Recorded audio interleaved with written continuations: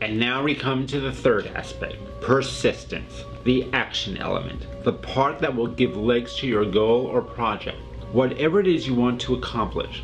Without it, purpose and passion are meaningless.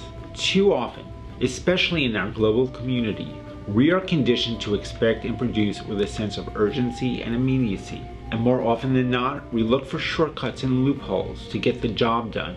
And at best, producing work that fulfills its requirements, but sometimes sacrifices quality without a sense of excellence, accomplishment, or pride. I am always reminded of this quote from Thomas Edison. I use it often because there is so much to be learned and gained from it. When speaking on the subject of inventing the electric light bulb, he said, "I found 10,000 ways that didn't work before I found the one that did."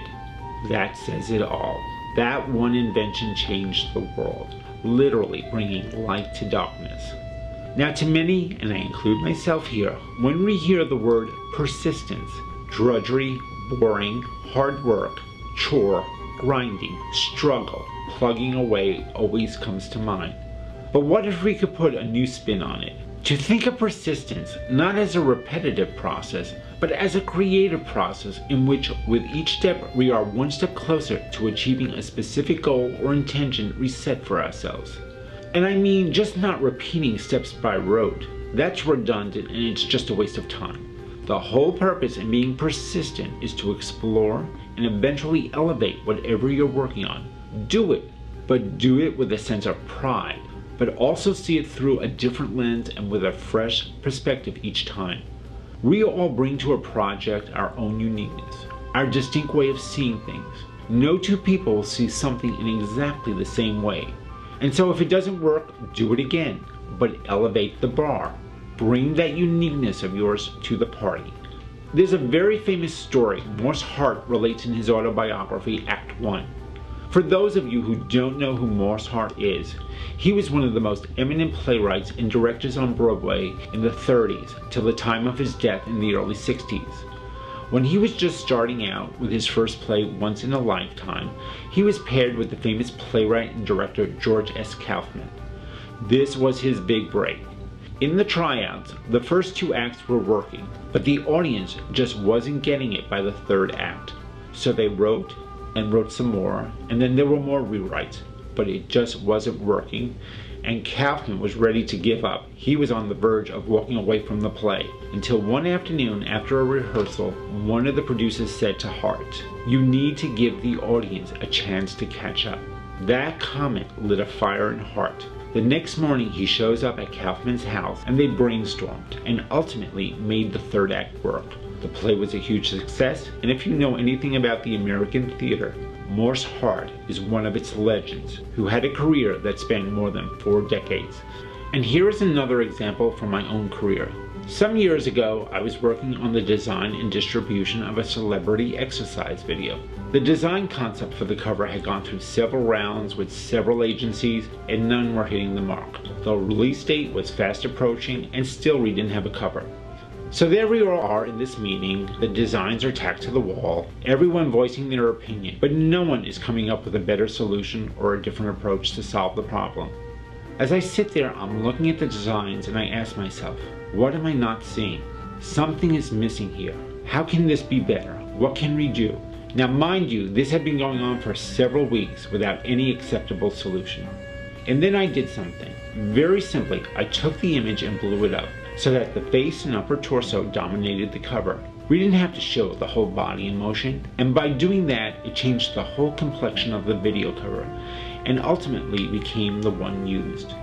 My point here is to show that there will always be the exploratory aspect in finding a successful completion to any project, but you have to keep working at it, and each time you have to see it newly, because then at some point, something changes, there is a breakthrough, and it moves the project forward, and a solution is eventually found.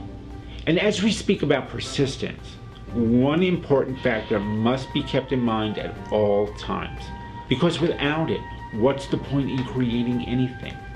And that is your audience.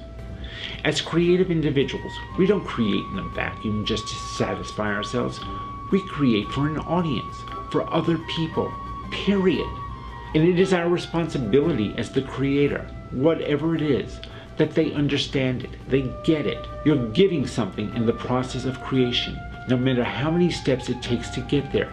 This is the ultimate goal. You want to impart something of value to them. When you see or hear something, don't you want to be moved, have the experience of something new, be entertained, or even learn something?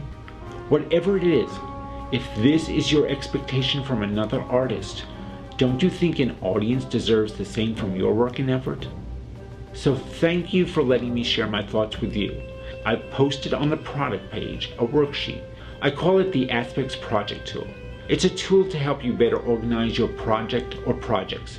I've broken it into 3 sections. Use one sheet for each project. In the first section, clearly state your intention, your purpose, what you hope to achieve. In the second section, passion, give at least 3 reasons why you want to do this. This is important because if you're not behind it with your whole self, how can you expect anyone else to? And third, the persistence section, or if you like, the action section. Without doing this part, the other 2 are meaningless. You have to take action, the necessary steps to bring to a successful completion your project.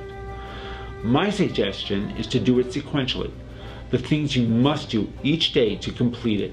It may include people you work with, networking, or proceeding forward with a project already in the works.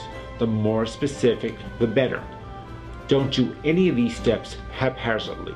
Do it with the intention of always advancing yourself and your work. And keep in mind one important fact. In whatever you're doing, there is bound to be some element of rejection and someone saying no. None of us like to hear it, but it's not the end of the world. It's just no.